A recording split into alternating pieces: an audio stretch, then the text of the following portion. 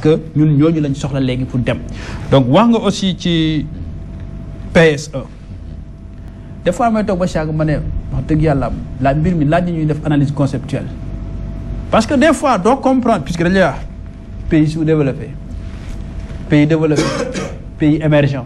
mais pays nekk si ñi naan les BRICS là sont des pays développés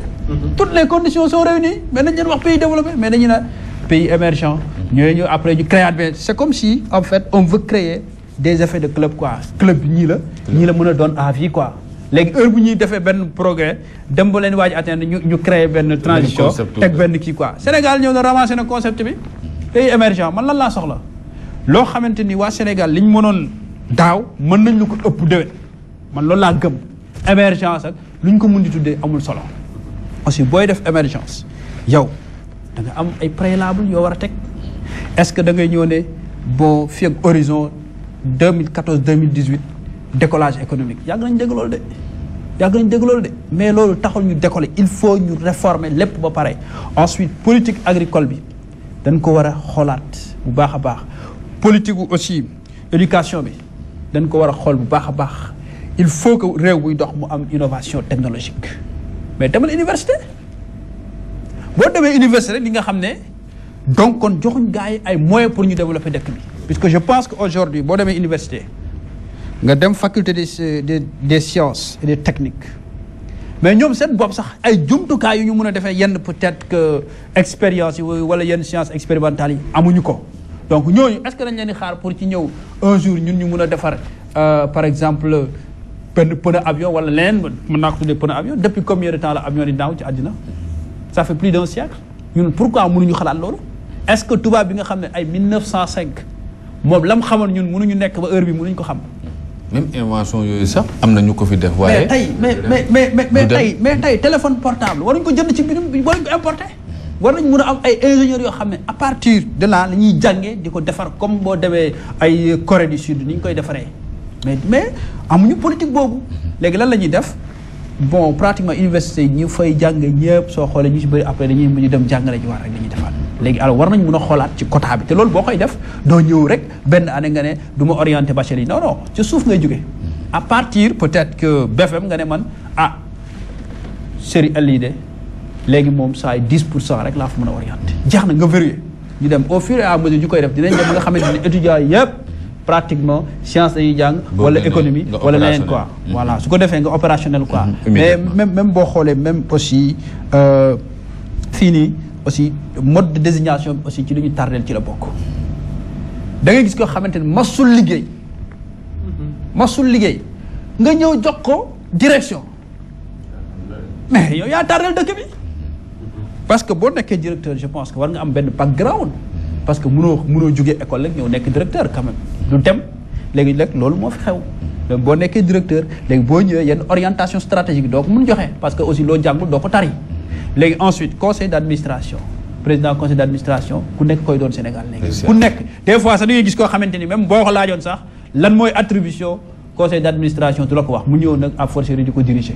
kooku donc résultat yi catastrophique lañ mën a dem il faut que tamit ñuy reconnaître mérite ci dëkk bi quoi ñi nga xamante ni am nañ expérience au niveau de l'administration sénégalaise am nañ ay compétences avérées am na ñoo xam ne am nañ expérience de grâce nañ leen fa teg ensuite léegi nga ñëwaat foofu nga ne ñooñu léegi da ngay nekk président conseil d'administration ñun je suis devant le professeur Babou ñëpp xam nañ ne président conseil d'administration amul salaire jeton de présence nga war a am bu conseil amee lañ lay jox benn indemnité su conseil amul ca la nga nekk ca nga yëngatu ci mais Sénégal léegi moom boo jullee da ngay ñaan nañ ne yàlla naa nekk président conseil d'administration mais loolu noonu donc moo tax réew mi parce que xaalis bi fañ ko war a mën a def lañ ko deful parce que da ngay jël nga xool ni lii nii buñ ko defee création de richesse dafay am parce que am na d'abord préalablement investissement boobu aussi dina am lu mu générer su ko defee réew mi di mën a am valeur ajoutée bu doy croissance bi di dem ñu dem te nag attention bu ñu góorgóorluwut dañuy gën a suux de xam nga ñu ngi wax naan dañuy dem ay 8% yi Côte d'Ivoire mu ngi noyyi waat te Côte d'Ivoire bu fekkee dafay noyyi cela veut dire que donc détour de commerce bi amoon foofu ñëw ci port de Dakar day dellu de. camions yi Mali day dellu dañuy tourner fa. day dellu parce que bu ñu investirul defar suñu port bi ba mu moderne dañuy am problème kooku moom il faut que ministre bi chargé des infrastructures mu jug ci loolu très tôt si doo Côte d'Ivoire dina reprendre suuf Serigne Mbacké Sylla Moustapha Serigne Mbacké Sylla def na ci historique bu am solo sax nga xam ne suñu plan yooyu nga xam ne dañ koy def nouvelle politique agricole dégg nga ko fi ONCAD ak Siscom ak nangam yoo ngi dañ doon indi ay tracteur ak yooyu pour ñu moderniser agriculture bi bu yàggul dégg nga ni Sénégal ñu ngi waaj a indi agriculture pour moderniser mais dañ gis ne loolu day nekk gouffre en millions yoo xamante ni mujj gi aussi doo xam fi xaalis bi mujj doo gis matériel te itam doo gis kenn ku ñu poursuivre te cette fois-ci dañ amoon yaakaar ci biñ taxawalee OFNAC ak yooyu pour contrôle ci xaalis yu mel noonu. mais li ko indi kay moom wax na ko sànq nee na ni ñuy tànne ni ñuy nomee ci Sénégal xam nga fii dañ waxante dëgg rek muy njiitu réew mi muy ñi muy àndal amu ci kenn koo xam ne da ngay am sa entreprise privée créer sa entreprise privée Ousmane Sène jóge fële parce que veste bi mu sol rafet na rek nga def ko directeur kenn ku ci am sa entreprise privée doo ko def mais kuñ ci jox ministère wala nga jore réew mi politique ba yore ko ñi ngay fal seetoo fan lañ jóge Sénégal koo fi wax mu présenté la CV boo xam ne toll na nii da ngay naan sax est-ce que ma ko jiital topp ci kaw. mais wallaahi CV ku la ci présenté nga tiit léegi réew mi koo fi wax mu ne docteur la barki dem yaa ma koy wax di reetaan koo invité ci émission li mu lay wax mooy insister pour nga woowee ko docteur. ñëpp yor ay doctorat ci réew mi te mësuñu liggéey dara comme liggéeyuñ dara ñu leen di jël ku ci politique ñu jël la nommé la nga dem ci entreprise wala nga dem ci société état boo xam ne ña fa nekk di ko doxal ña nga fa depuis 20 ans avancé wuñ nga ñëw bëgg leen jiite li muy jur mooy li nga wax sànq soo fa xasee nekk jël conseil d'administration jox ko nijaayu ministre bi wala gorom ministre wala keneen mu ñëw toog weer wu dee jox ko dara jox ko oto jox ko bureau climatisé muy dem di ñëw entreprise bi chauffeur boo koy jël sa doom bàjjen wala sa mu ñëw ñoom ñëpp yore garde du corps nag en plus boole ci moi franchement professeur mi ngi ree mais man je comprends pas nan lañ mën a réew mi mën a fonctionner noonu. ak ñetti baat yi ñuy wax ku falu. yaa ngi ci buntu lekk-lekkal foo lekku dafa gaaw. ak mbaa am na ma caat. kese yooyu kuñ fi fal gis nga souvent bëgguma ci joxe exemple mais daf may reeloo quoi c'est-à-dire que kuñ ci fal dañ naan na gaaw ni nga ko waxee sànq gaawal joxe bu politique jotee ñu dugg campagne bu ñuy campagne di fal du ñu xool mukk ne Moustapha mii li muy wut. bu ñu ko joxee attanu ko baabu mii moo ko man attan ko nañ koy jox mais su baabu yorul dara man ma yor as tuut na baabu diggee lu ko neex na leen wan lu ko neex duñ ko fal mais loolu nag mooy problème réew mi te loolu li ko war a changer man je dis souvent que ni Sénégal dañu am un peuple boo xam ne c'est un peuple merveilleux parce que ay liggéeykat la Sénégal dañuy liggéey ba dee koo ci gis tey jii muy sa waajur wala waajuru keneen ak keneen dafa liggéey ba dee man dama am sama benn maam moo ma yar muy sama maam Omar Niang dafa liggéey ba dugg ci bàmmeel mais à côté de ça da nga gis ñoo xam ne seen giiru dund liggéeyuñ fi dara amuñu 40 ans yor ay milliards mais lan moo ko waral tubaab bi dañuy wax souvent que ni ñi xam naa économiste ñoo ma ci gën a xam dara gis nga 40 ans boo ci yemee donn woo ko maanaam nekk héritier wu famille milliardaire doo footballeur doo star de cinéma boo yore ay milliards war nañ seet foo ko jëlee mais Sénégal fii combien de milliardaires ñoo fi circulé combien de millionnaires ñoo fi circulé dara mayu leen ko lu dul ay position politique mais réew mënul ko ni doxee noonu nañu waxante dëgg tu n'as pas 40 ans parce que tu es ministre parce que tu es DG de nangam yor nga milliards yu dul jeex mais il faut ñu expliquer Sénégal yi loolu lan moo ko waral loolu nag boo nekkee étudiants yi di ko gis nan ngay comprendre étudiant wu université bu Dakar matul fukki at wala matul juróomi at ci ginnaaw ku mel ne Thérèse Diouf Faye dinaa ko tudd parce que moom la étudiants yi tudd ku mel ne Abdou Mbow dinaa leen tudd parce que ñoom la étudiants yi tudd nekkoon ak ñoom à l'université yoruñu dara yoruñu ñaari salaamaaleykum Macky Sall falu ci réew mi matagul ñaari at ñooñu bëgg leen romb yor 4x4 Mercedes ba ñuy àndal ami chauffeur ami garde du corps ñooñu bëgg a ñëw su étudiants yi amee ay problème ñu ñëw ne ñoom ñooy waxtaan ak étudiants yi au nom de l'État du Sénégal mais mënuñu leen wax lu ñu dégg mënul nekk il faut que dans ce pays ñu am culture récompenser le mérite ñun ñii di liggéey suñu biir journalistes yi Ousmane am na ci ñoo xam ne si ñun suñu leen nommé ñu nekk ci yenn positions yi Ousmane boo ko déggee da nga ciy kontaan man su ma ko déggee xam nga lu tax parce que ñooñu référence la pour yow liggéey nañu wane nañ ci métier bi lu war a tax ñu nekk foofu mais yow wane woo dara nañ waxante dëgg rek wane woo dara ci réew mi kenn xamul fan nga jaar xëy suba rek ne maay docteur nangam xëy suba rek présenté CV bu toll nii ñu ñëw jox la poste direction boo xam ne boo koy teg sa ndodd yi di daanu ba pare nga bëgg ko yor di ko pasapare di ko def lu neex ba pare bëgg sénégalais yi di xool ci yow pour liggéey mënu nekk loolu moo tax tey suñu xale yi koo ci gis nu Wally Ballago def lay bu ko def nu Viviane Ndour def lay bu ko def nu Balla Gaye def lay bu ko def xam nga lu tax parce que ñooñu ñoo leen wan ne ñuy au moins bu jaaree seen yoon tekki dara am dara mais buñ gisee seen papa liggéey ba dee amul dara seen yaay liggéey ba dee amul dara seen maam liggéey ba dee amul dara dañ naan man su ma toppee li sama papa topp damay torox du ma am dara naa dem topp fi jaar fi Wally Ballago jaar moo gën a gaaw naa dem jaar fi Youssou Ndour gaaw moo gën a gaaw naa dem jaar fi Balla Gaye jaar moo gën a gaaw mais te loolu nañ mu baal je n'ai rien contre ça mais du loolu mooy doxal réew xam-xam moo koy doxal il faut que ñi nga xam ne ñoo yor xam-xam ci réew mi jàng fi am fi référence ñu leen di wane nit ñi di ko gis man damay wax souvent ne Sénégal manqué wuñu référence soxlawuñ jëli ko fenn soo dee référence ci ay valeur am nañ ko ba mu doy Serigne Touba Seydi Hadji Malick Maam Ibrahima Niass ñeneen ak ñeneen référence ci valeur mënul weesu ñooñu référence ci borom xam-xam soo demee université fekk fa borom xam-xam yu jàng nekk ay référence mais ñooñu duñ leen wan li ñu leen di wan mooy ki nga xam ne tey amul dara suba partem falu na ginnaaw suba mu nekk millionnaire xale yi di ko gis mooy xale yi dem leen sàcc comme ñooñu pour nekk dara. waaw parce que boo dégg na wàcc rek nee nañ ba nga yegg kenn gisu la woon dañoo xëy rek gis la ci kaw. gis la ci kaw boo nee dër nag réew mi xam ne daanu ko. waaw boo daanu itam di laaj ku la bës nag xam nga loolu aussi mbir la Meissa Babou nga xam ne ci côté boobu yaakaar naa ne doon junj aussi ay partenariat ak ay accords yoo xamante ne réew mi mu ngi ko daan signé ci ay jamono. APE yi jaar na fi. nekk loo xamante ne amoon na fi coow. jamono boobu mu nekkoon sax sujet bu fédéré presque homme politique au Sénégal yëpp opposition ak pouvoir yëpp ni accord de partenariat économique du fi amee ak yooyu. mu mel ni nag luy xeeñaat yu mel noonu wala boog ay doxalin goo xamante ne mën na jege boobu est-ce que mënul am. waaw xam nga dañu ne suñu koom doxut trop. ñun baat bi ñu doon mën a wax sax mooy marasme économique. pour rafetal mooy daanaka ku xaw si buru ndax baat bi nga xam ne soo ko tuddee ñu mer mooy crise ndax crise moom man ñëw mu ko njëkk a tudd damay xaar ba gars yi tudd ko ma doog ko tudd kooku man bëggumay tooñ mais marasme économique bii ñu nekk nii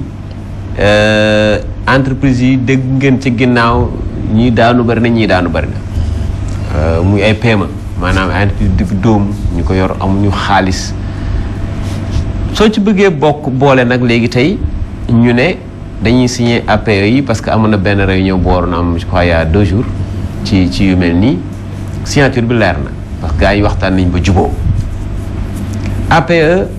maa ngi fàttaliku Malick Ndiaye intellectuel professeur waaw bi ko fi Abdoulaye Wade di jëlee président Abdoulaye Wade boole koo bari sax ci réew mi def naa matal nañ 300 personnes paa bi def leen ñoom ñëpp ci avion mais kaa leen dem kaasi dem ba Bruxelles la ko marché ci digg tubaab yi ne leen duñ ko nangu tey duñ ko nangu ëllëg parce que APE boobu lan la doon tekki soo ko signé mooy France ak la ko wër luñ bayati luñ liggéeyati ci seen usines yi à l'exception de quelques produits mën nañ ko indi fii Sénégal te duñ fay douane dañuy ñëw rek jàll yóbbu ko bitigu ci suñ bitigu naar bi ñu dendal mu daal di fay fekk jus bu Sénégal defar daal dafay fekk bonbon beñe bu Sénégal defar mais dañ ñoo dàq liggéey nañ ko nangu ñoo ñu dàqal liggéey fukki yoon ak juróom benn suñ ñu dàqut a jàngit dañu ëpp moyen li ñuy wax technologie ba tey fracture boobu mi ngi fi kenn nangul dañ ñoo raw dama doon wax ne ñun baykat lañ am si la mi ngi koy wax léegi naan nañ doon bayee su suñu maam ba tey la ñuy bayee muy ileer bi du ay agriculteur ñoom romb nañ foofu lu yooyu amul foofu foofu tracteur la baykat bi entreprise la day dem banque non ay état bi dimbale na maag dimbalewu ma sax ñoom duñ ko njëkkee day dem banque ndax entreprise la def boppam mu jox ko millions yu bari mu jënd tracteur bu rëy yor ay hectares yu bari defar ba mu baax soble bu wow koŋ ñëw jaay dellu ca banque ba fay kooku bokkut ak ki nga xam ne dafa bay soble war ko mën a jaay 200 francs moom baykat bi mais xam na ne soble bi su fanaanee moom du lekk mu jaay ko fukki dërëm amuñ fu ñu ko def la chaîne de valeur a été mal étudiée soble boobu su génnee ñu teg ko ci camion Ndar ba Touba soble bu tooy xepp mais attanul 10 tonnes ci kaw day ndox lay doon pour wax ne APE yi suñ ko signé ba tubaab bi indi nag léegi lépp lu ñuy defar ndax ñoom dañu toll ci saturation dañuy si wut ay marché comme que Abdoulaye nekkatu fi pour ne déet te gisuma keneen ku taxaw ne déet kon dafa mel ni léegi terrain vierge la tubaab yi ne lu leen neex la ñuy def suñ ñëwee nag koom-koom bi day gën a na sax dana bëri ay entreprises yu nekk en difficulté te gi nga entreprise de chocolat yi fi ne ñi def ñi góorgóorlu ñu ngi defar ay chocolat di defar ay jumbo di defar yu bëri njort naa ne su ñee indee li ñu yor qualité ba ñun ñi dañuy indi ay tolof kon soo boolee accords yi di la tënk nga boole sa intérieur ci réew mi nga ne da nga bëgg émergence ambassadeur américain bi ba muy dem dane nañ ndagaaru mbalit Sénégal moom mbalit fi la ëppee moo ko wax mu mel ni kon fa ñu war a bay dëgg bayuñu fa mooy taxaw seetlu boo xam ne nii dañuy rëdd yoon gi nga stratégie de croissance accélérée arrêté wuñ ko ba tey lan ki fa nekkoon sax moo fa nekk ba léegi j'ai oublié le nom xam naa ko bu baax bu fekkonte ne dañ cee tënku lañ ne woon gowaanaa la tudd nga jël ko su amee tolof manqué woon na ndox ñu ne nañu régler ndox bi soble bi bay bi de baax na suñ ko yokkoon nit xëy na défaut bi chaîne bi fi mu daggee mooy amul stockage lu man 2 weer ngelaw lu ëpp ko bu wow koŋ loo tax ñu am soble mbay soble tubaab benn soble bi la mais bii wowul bay ko tey bëgg ko def ci cin li tey mais ndox kese lay doon donc loolu suñ ko rectifié woon bëri na lu ñu mën a rattrapé ci koom bi mais fekkante ne état soo ko jàppul ni continuité la da ngay def éternel recommencement su dee ne ku ñëw faxas ne bismillah mais juróomi at ak juróom-ñaari at kenn musuñ cee tabaxoon réew mënul ne réew boo gis dañ ko tabax ci téeméeri at dañ ko tabax ci ñaar fukki at ak lu topp juróom fukki at mais day fekk soo ñëwee fekk ñu commencé lu baax nga xam ne lii baax na lii si la wax talibé tey jëm Kaolack romb na Kaolack defar ko defaroo ko waa Kaolack état Sénégal li mu mën a xam mooy gis nga environnement ñi ngi koy xeeb maanaam mbalit bi mu wax léegi wala benn tali bu toj te xamoo ne yow tali bi soo ko réparé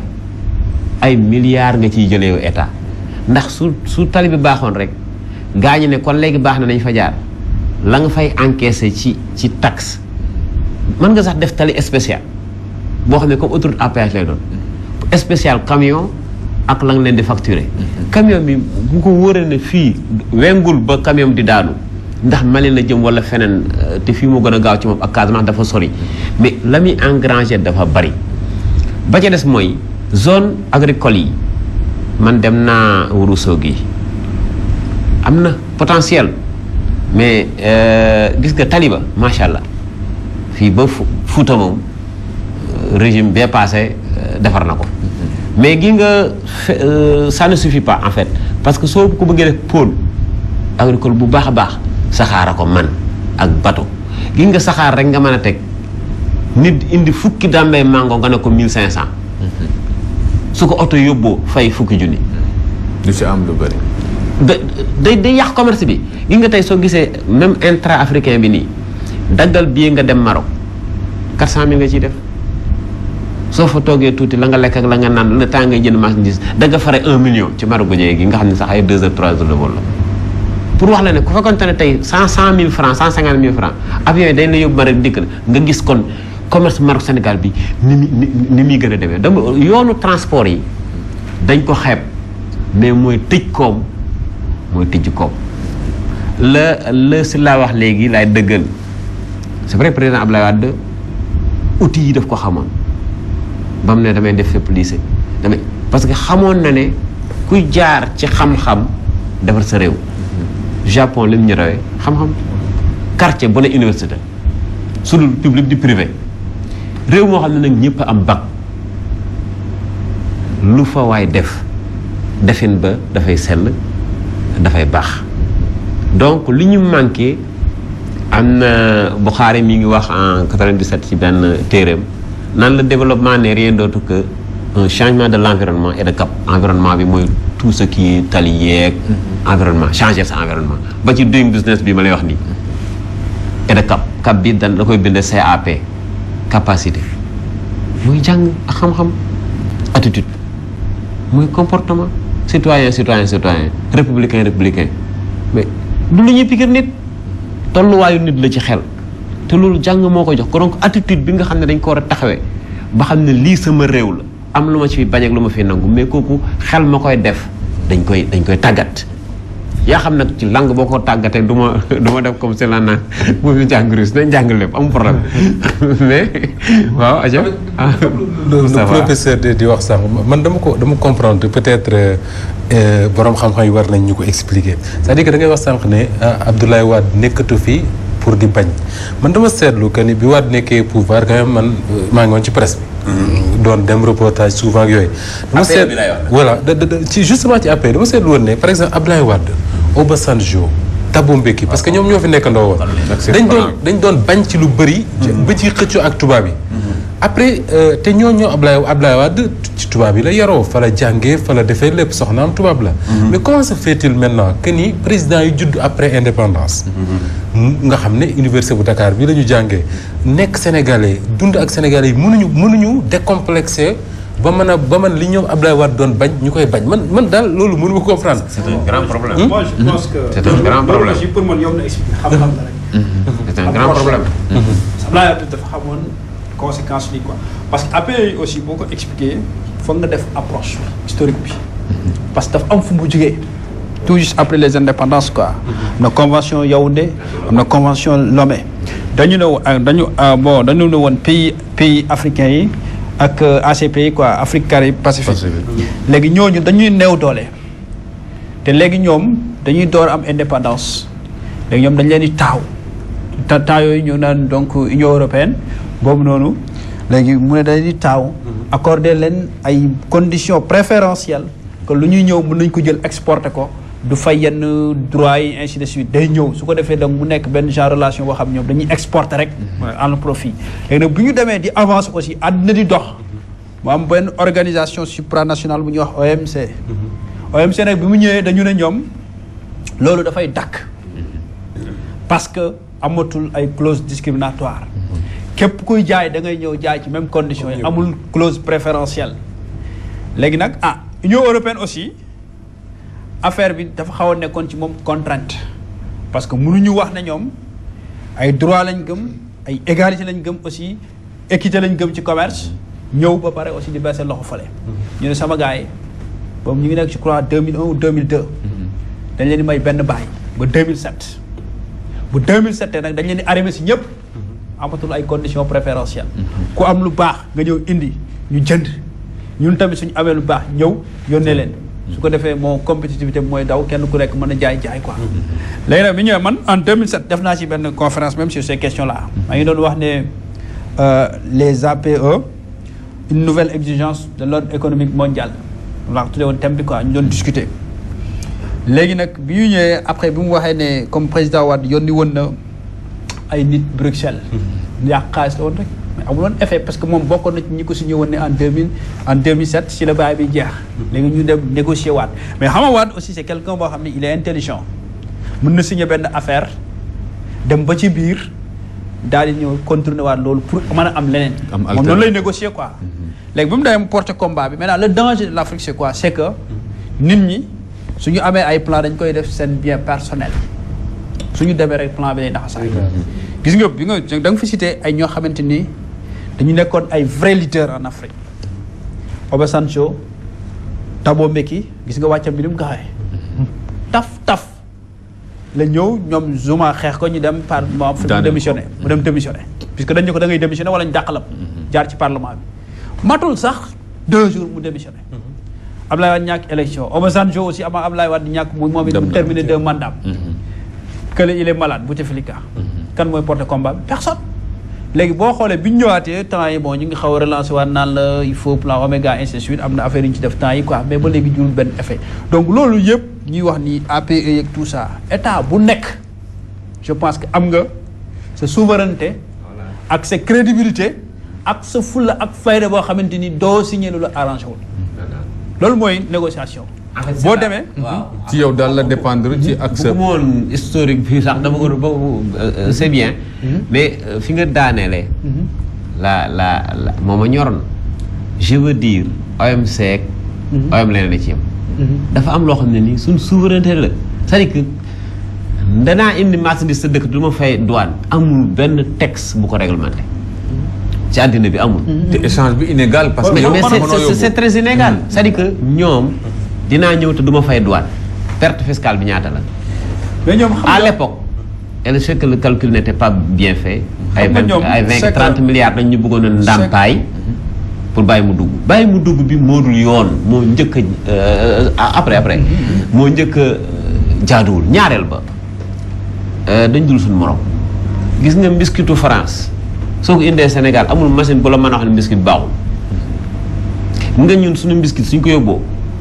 norme lañ ñuy wax ñoom dañu am ay normes de qualité suñ ko nattee dañ naan la sa soow mi degré soow bi neexul. te compétitivité xam nañ doon def chinois yi dañ leen di bàyyi ba chinois yi dañ doon xaar ay 31 décembre ñu indi conteneur nunus yi suñ xoolee ba xam ne ñi dañ leen bëgg a sonal dañ naan leen non lii su ko xale liiru tubaab bi su ciy foo su ko lekkee day dee nunus du fi dugg donc ce truc et astuce dafa am loo xam ne nii ñoo Ablaye nekk président Ablaye nekk fekk yenn jeunes yi mu wax leader problème bi problème de leadership la leader da nga koy doon mat ko soo waree na déet Ablaye Wade en portant le combat des APE n'a jamais signé il n'a jamais accepté de signer les APE dafa bañ ba tëdd ci naaj bi lu ko tardel ba tey imagine 2007 ba tey képp ku porté combat bi dem nga tubaab yi luñ la fuñ la mën a wekkee dañ la wekki xeex ak yow duñ la may dara parce que lii lañ bëgg gis nga avant APE yi ñun la xam nga lañ doon signé ak naar yi ñoom beneen accord la Méditerranée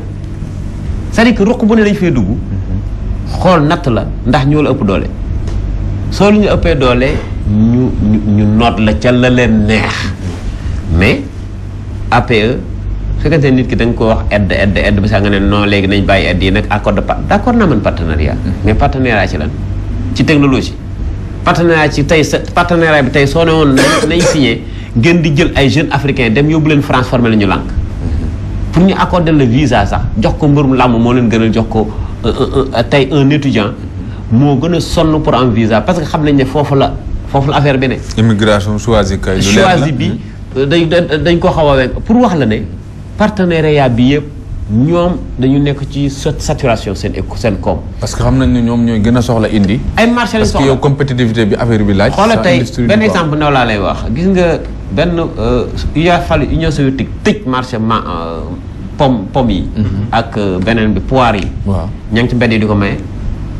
suñu amul fuñ la ñuy produire Europe mënuñ koo lekk mënuñ koo naan. dafa bari parce que dañ subventionné seen agriculture mu ngi joxe. usine bi génne ay 10 000 produits su dee oto rek ay 10 000 oto par jour fa lañ koy jaayee. usine boo xam ne nii gaawaay ba mën naa génn 1 million pot de chocolat ci benn bëccëg waa France dañ ko mën a lekk. donc marché yi suñ ko amul ñoom seen koom tolof yi récession bi ñu nekk nii. day gën a tar. moo tax il insiste sur ça mais le bénéfice bi ñu ci doon am ñun bu fekkoonte ne am nañ capacité technologique bi am nañ matière première yi xarañ nañ comme ñoom suñ defaree chocolat ñu defar chocolat ñu defar soow ñu defar soow ñu ne indi leen ñuy indi su booboon du am problème choix bi du am waaw mais nag nit ki su la tiimee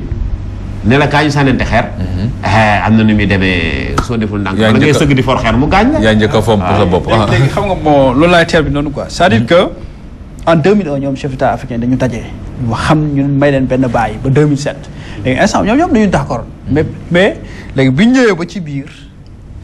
Abdoulaye Wade intelligence bi mu am parce que domaine am la xam na lan mooy conséquences yi moo tax après bon mu changé il s'est ravisé entre temps